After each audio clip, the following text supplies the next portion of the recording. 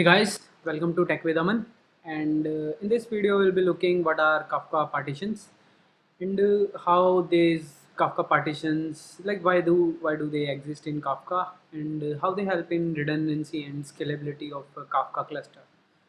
Okay, and if you want to see this whole series, I have attached a playlist here in iButton. You can go through that and like you can. It's a full course here.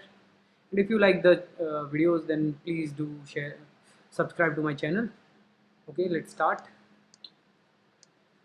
So what are Kafka partitions? So basically the Kafka topics in which the data is being pushed by the producer are further divided into partitions. Let's say we have a partition topic A, it can be divided into three more partitions. So let's say we have a topic B, it can be further divided into 15 partitions. Okay, so these are the partitions. So the basically Kafka topics are divided into partitions. So the topic itself is aggregation of these partitions. So data is being stored in these partitions here. So why do these partitions, why do we need these partitions? So they basically help in parallelization of data. So basically the number of consumers, at most number of consumers which can connect to Kafka topic are are decided by these number of partitions. So let's say we have 5 partitions for a topic, then we can only connect 5 consumers to these to this topic. Okay, so we have, let's say, 6 consumers and 5 partitions, then one consumer will sit idle. And if we have less than 5 consumers for 5 top partitions, then uh, the same single consumer might have been connected to multiple partitions. Okay, so it will get clear in video later stages.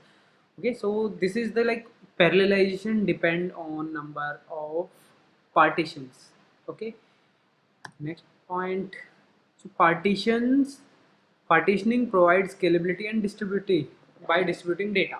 Okay, so here the scalability of the data is provided this by these partitions. So let's say we have a Kafka broker, it has capacity of 10 GB. Okay, and we are pushing data inside the topic, some topic on that broker, and it's get out of capacity, like it is full 10 GB, so we cannot push more data to that broker. So in that case we can do is like we can have multiple brokers, and this same topic can be spread over to multiple brokers, and the data is being pushed to these partitions on multiple brokers. So let me show you this by an example. Yeah, here in this example we have 3 brokers: broker 1, broker 2, broker 3, and a topic delivery SMS. So let's say we are storing data for SMS to be delivered. Okay, and we have 3 partitions here: partition 1, partition 2, partition 3. So it can be in any order, like partition 3 can be on broker 1, but I have taken the example. Okay, and these partitions like is holding data. Okay, so if let's say I am producing some message m1 to this topic delivery SMS, then producer will produce it and it will be appended. A topic like a partition will be chosen based on some factors, like it can be chosen randomly, or we can pass some key which will like allow us to choose this partition. This key concept we'll discuss in later videos. So let's say we have chosen partition, like let's say 2 here, so the message will be appended here with offset 8.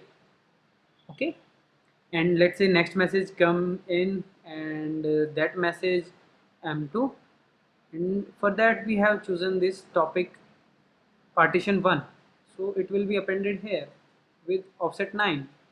and let's say message M3 is pushed by the producers, and let's say our partition for this is uh, partition 3, then it will be appended here with offset 7. So this is how like we are distributing the whole load of our topic on different brokers. We can add more brokers here, like we can have 10 brokers, then the load will be distributed on these 10 broker. Depends on the number of partitions. Let's say we have only 2 partitions, so this third broker will not have that partition, and uh, like and the third broker will have partitions of some other topic. Okay, and we can have like more number of partitions than broker. Let's say we have 4 partitions, then we can say like the fourth partition will reside on broker 1. This is possible. Okay, so this is, let's say this is p4, and 1 2 3, the message will be appended here in the commit log. So this is the whole like partitioning thing. So we have so let's understand that like a topic can have multiple partitions. Topic A, partition 1 2 3 4. Topic B, partition 1 2. Like any partition, any topic can have any number of partitions. That depend on configuration. Like when we are creating the topics, we have to provide like how much partitions it can have. We can provide it at the like creation of the topic. Okay, and these partitions will reside on some broker. Like let's say we have 3 brokers and 5 partitions, then 2 broker, then it might be possible that all of the 5 partitions can be on single broker. It can be on out on multiple brokers, so it can be possible. But like the Kafka is rack aware, so it tries to distribute the topics, uh, it tries to distribute the partitions on different brokers, so that if some broker goes down, then data will not be lost. So like data will not be lost because it is being replicated also. So we'll discuss replication in later videos. So here we are clear like how it provides scalability by distributing the data. Next is the messages are returned to the commit log of partition. So basically in later videos I have told that the messages are being appended in the topic to the commit log of the topic. So basically we have bifurcated that topic inside number of partitions. So the data is actually written to the commit log of these partitions. So let's say we have 4 partitions, so we will have 4 commit logs for each of these partitions. Okay, let's go to the diagram. So here you can see we have 3 partitions, partition 1 2 and 3, and like each of these have their commit logs. Like this green thing is their commit log, and whenever a message is being produced, it will be produced to some top partition, and it will be appended to the commit log. So this is how uh, messages are being appended. Okay, so this commit logs grows with time, and like all of the messages are being appended to the commit log of that partition.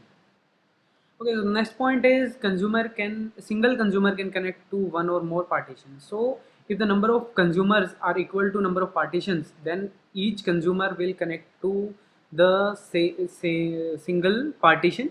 Let's see the diagram here. I've covered that in that diagram. Yeah, so this is our example here, and we have, let's say we have 3 consumers here.